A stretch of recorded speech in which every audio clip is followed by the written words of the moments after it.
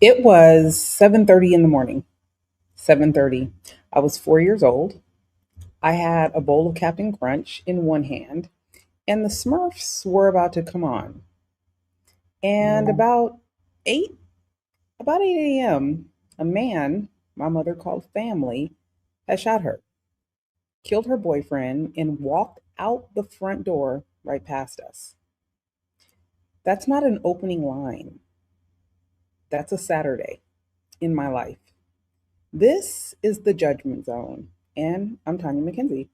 And this is part one of the series of my book, A Child's Memories of Cartoons and Murder. We're not easing into this, okay? There is no trigger warning.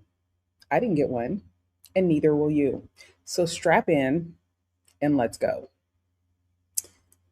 I grew up in the Bay Area, San Jose, California, before tech bros turned into a billboard for venture capital. And San Jose was working class: black, brown, Asian, white, mixed, complicated, fun, loud. My mother's Patricia Watts. She was 19 years old when she had me. She was 19. Think about that. My biological father was already on his way out the door. My grandfather, J.C. Watts, James Charles Watts, became the man in my life, and he stayed the man in my life. He is who I dedicated this book to, and you'll understand why by the time we're done. So I want you to picture this in the 80s, San Jose, nice neighborhoods, middle class, lots of people, family friendly. By the time I was 4, though, my mother had a boyfriend, and his name was Ralph Collins. Ralph was good to me. Ralph was good to my mom. Ralph had a son named Ralph Jr., who was a little younger than me, just a little. This was not a quiet life, though. The adults in my family had complicated business in the streets. It felt like all of them had some business in the streets. One of those adults was my mom, and another one was her uncle. His name was Bryce Glasgow. He was a pimp, he was a drug dealer, he was a street artillery's guy. Everybody knew him. And Ralph was his competition. I would find out later. I'm not being colorful here, okay? That's in public records. That's in the San Jose Mercury News article produced in my book, and you can see it there.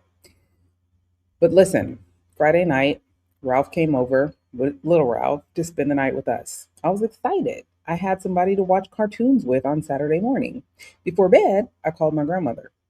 We called her Lady.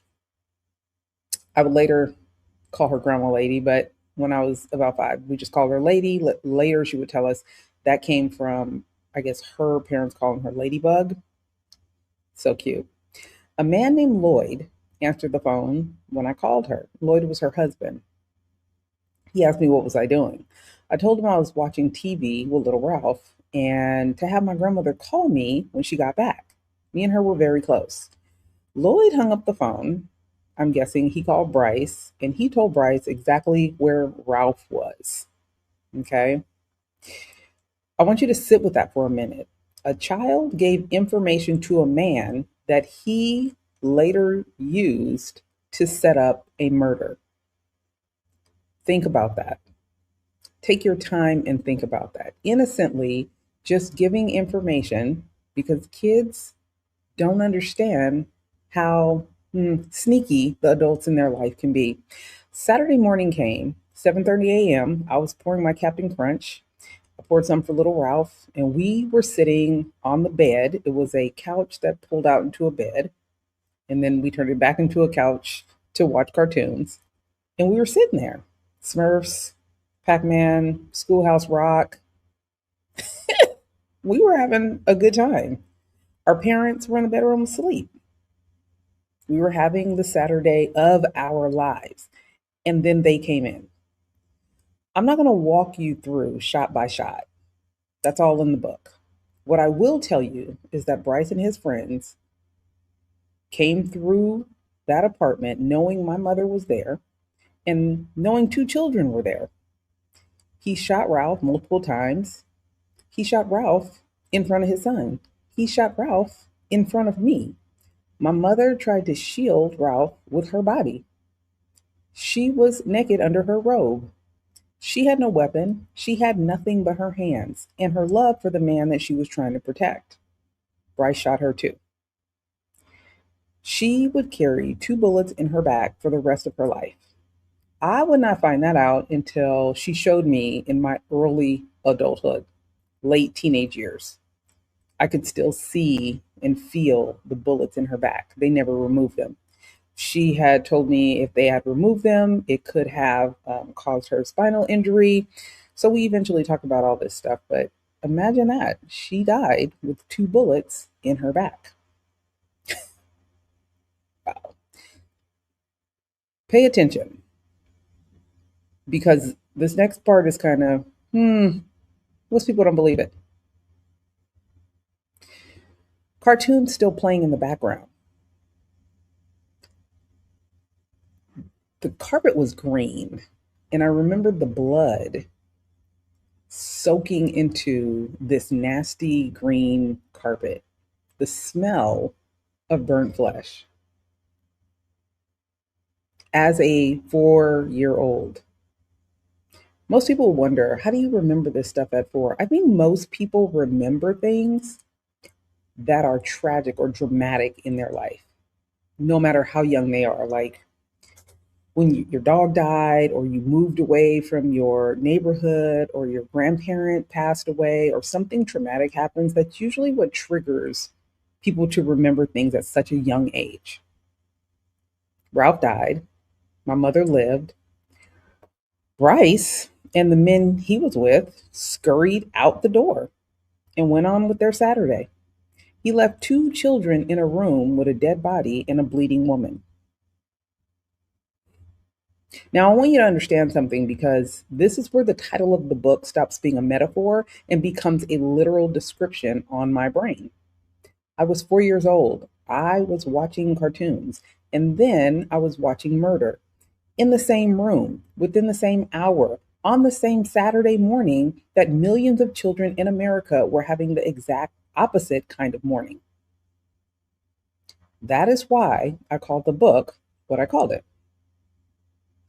Not for poetry, because that is anything but poetic, but for accuracy, because that's what it is. For the rest of my life, anytime I hear a loud noise, I'm 4 years old again on that couch with that TV, just trying to watch cartoons. That is what non combat PTSD looks like in a child. And nobody at the time would have called it that. Nobody at the time was going to put me in therapy. Nobody at the time was going to ask me how I was doing. Do you know? I went back to school that next Monday. That happened on a Saturday morning. I went back to school on Monday. Like nothing had ever happened. Nothing. What happened after the shooting? Well, witness protection. My mother and I were placed in a witness protection program after she got out of the hospital. I went to my grandmother's house after the shooting happened. The last time I had seen my mother was being driven away in an ambulance. No one even told me if she was dead or alive. I did not see her until men in suits came to my school, picked me up, and took me to the airport where I saw her once we got on the airplane. You know, not everyone was arrested. Bryce, I think he got arrested, but his brothers were very loyal to him, okay? His brothers, my other uncles, were very loyal to him. And somebody had to testify. So they swept us up. I found out later where we went was actually New York.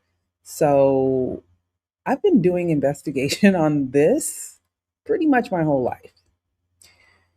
Well, listen, Bryce's brothers, like I said, very loyal.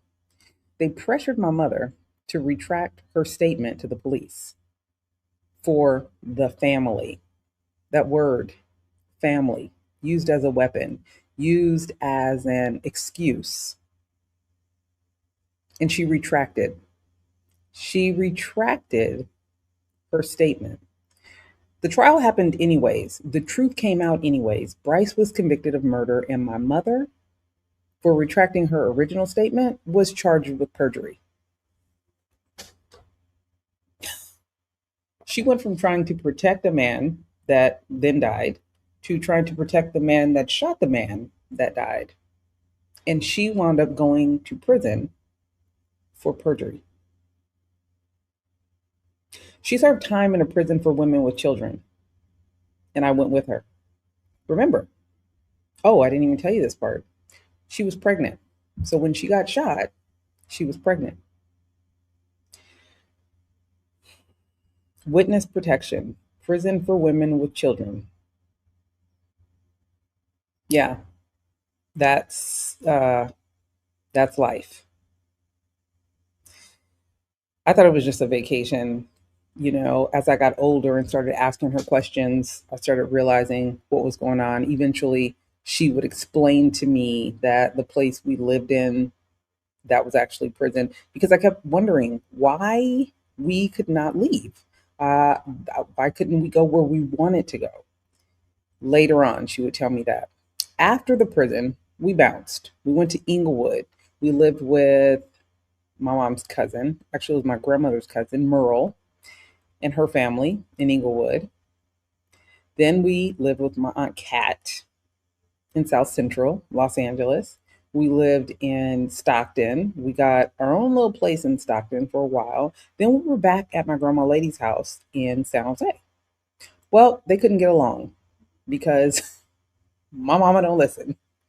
And she definitely wasn't listening to her mama. We wound up in a shelter on White Road. It was a shelter for women and children from abusive homes.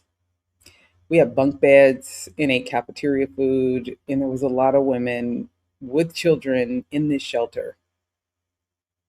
I always wondered, my grandfather had a lot of money, and everybody knew this. Why couldn't we just live there? Well, here's the thing.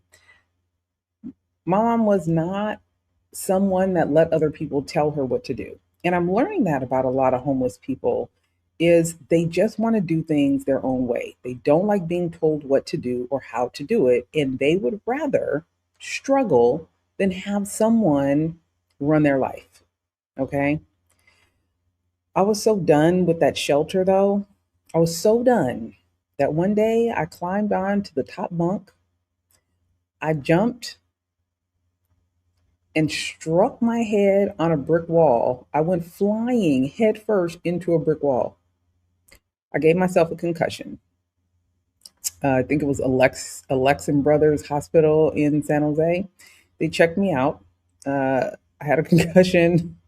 My mom was like, "What is wrong with you?" This is what's wrong with me. They sent me right back to those same bunk beds, though. So I realized that, listen, that ain't gonna work. I tell that story now, and people laugh because of how I tell it.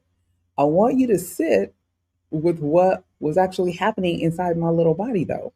That child believed that her only way out of this shelter was through those walls. I was really, I thought I was Superwoman or something, the way I jumped headfirst into that wall. I just wanted out. I just wanted out. Eventually, my Aunt Clotilde and my Uncle Laverne helped my mom get her own place. 20821 Vermont Avenue, San Jose, California. I will never forget it. 3 bedrooms, a yard with apple, blueberry, pear, and lemon trees. The first place, that was ours. My mother said if anybody was going to be kicking anybody out, it was going to be her. And that was the end of the running. That was only the beginning, though, of the next chapter. Because while we were finally in our own house, the crack era was right around the corner. And it was about to hit California real hard. My mother was about to start using to dull her grief that never stopped. And I was about to discover that the men in my own family were more dangerous than the men my mother had testified against. That's episode 2. It's called teen survival. Here's what I want you This is what I want you to do. This is what I want to leave with you today. When somebody tells you they are judgmental, what they often mean is that they learn how to assess danger before they learn how to read. They became a forensic accountant of human behavior because that was the only way they could survive, at least for me. They built pattern recognition out of necessity. I am not judgmental as a personality trait. I am judgmental as a survival adaptation, and I turned it into a career. When my clients call me at 11, 12 o'clock at night because the CEO tweeted out something stupid or the athlete got caught on a video, I'm not panicking because I have been panicking since I was 4. I already did that part. Now I just work the problem. I just work the problem. A Child's Memories of Cartoons and Murder. It's on Amazon, Barnes and Noble. The link is in the show details. Pick it up before next week.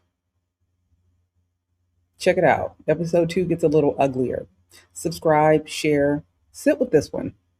Okay? If you don't control the narrative, the streets will, and not in your favor.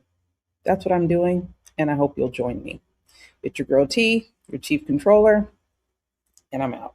See you next time.